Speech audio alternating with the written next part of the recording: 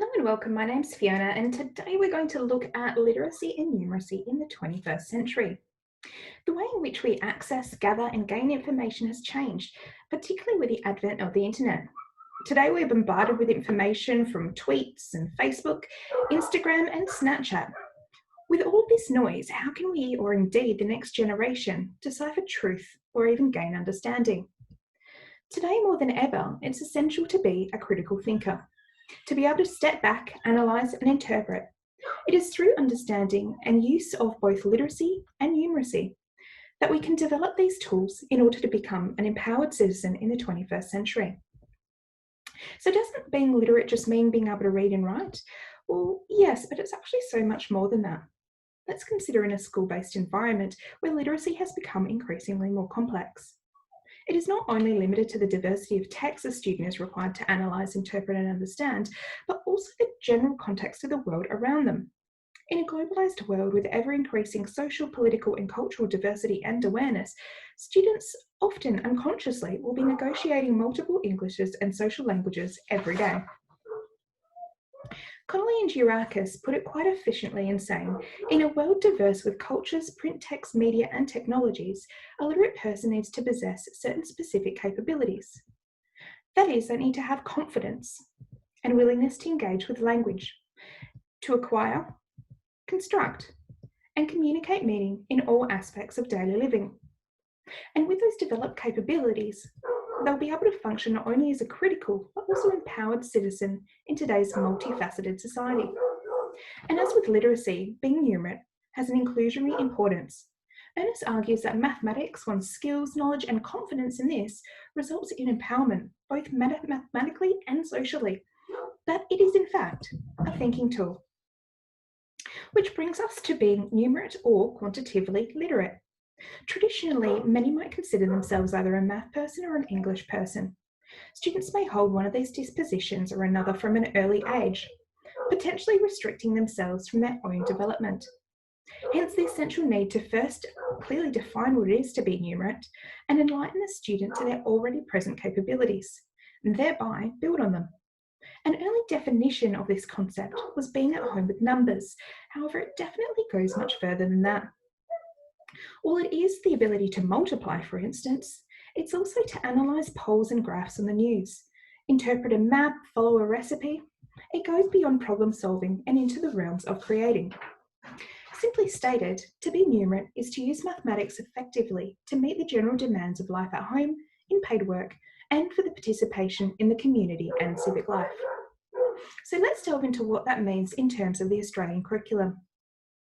There exist 7 overarching general capabilities in the Australian curriculum. These are skills and abilities that should and can bridge the divide of specific subjects. Here we see the key ideas for literacy. The wheel is in fact split into 2 specific areas of capability. The first is to comprehend or interpret, analyse and understand by different mediums, while the other is to compose or develop or create through different forms of expression. Broken down within that, we see grammar, text knowledge, word knowledge, and finally visual knowledge. So let's consider that in terms of numeracy. So we can see that all of these areas somehow connect with the other. We have interpreting statistics, using measurements, estimating and calculating, recognizing patterns, seeing relationships, spatial reasoning, and using fractions and decimals. The Melbourne Declaration on Educational Goals for Young Australians states that education equips young people with the knowledge, understanding, skills, and values to take advantage of opportunity and to face the challenges of this era with confidence. This means the content of a class must go beyond the immediate skills learned, but connect with society as a whole to ensure that students become well-rounded citizens. From both a numerate and literate perspective, it has been argued that educators need to move away from a compartmentalised approach to teaching. Rather, there must be an integrated methodology incorporating capabilities across subject areas, so that rather than a subject being taught in a vacuum, the subject is a conduit to develop a skill that can be reinforced and used across learning areas. So you're saying that literacy and numeracy can be taught the same across every subject? Well, not entirely. Let's say, for instance, in both science and English, you may be required to write a report using an appropriate sentence structure. However, the vocabulary, grammar, and even formatting of that report will be different. So here we discover disciplinary literacy. Simply stated, it's identifying the specific tools for an individual subject.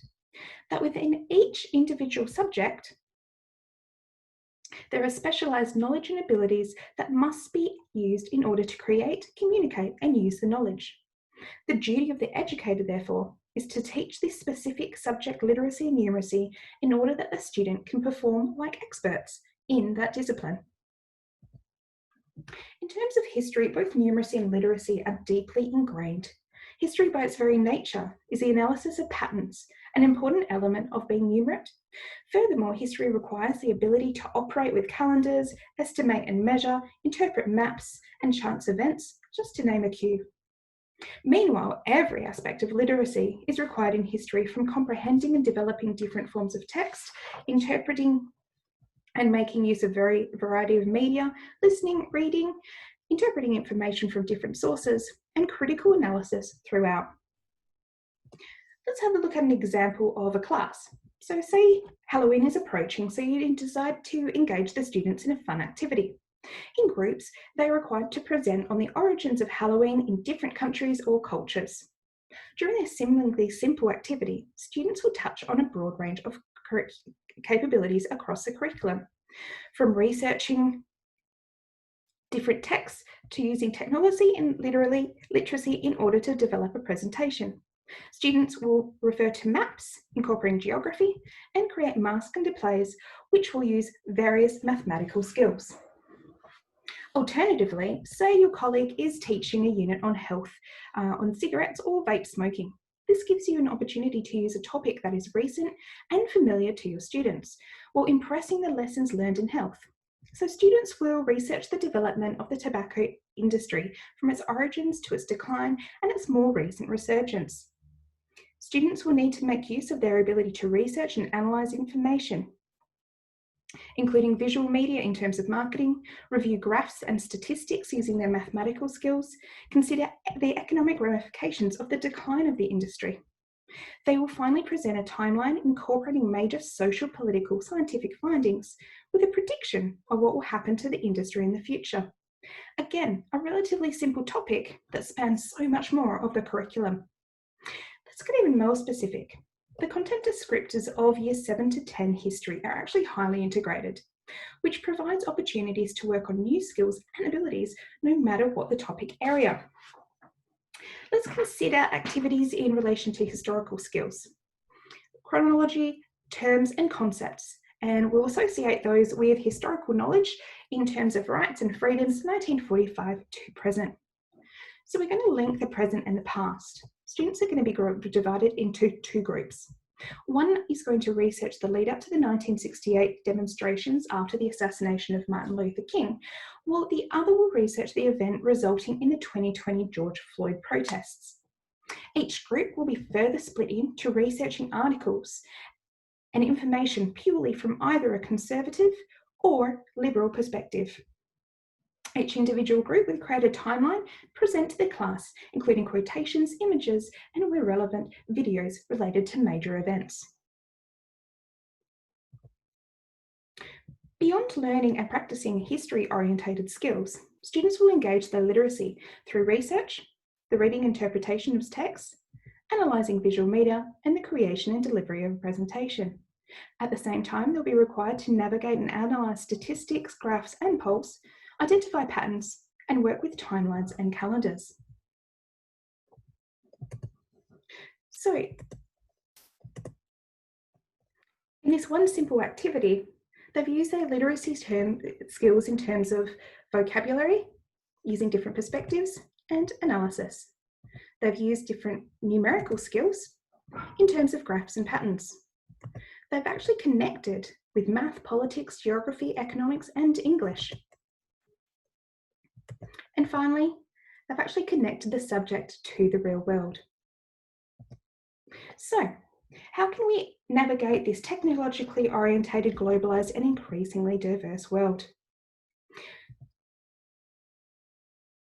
It is through connecting the classroom to the outside world, through integrating skills and knowledge across the curriculum, providing students with the tools to become experts in each individual subject, and thereby giving a student a compass which will help them find meaning. Thank you.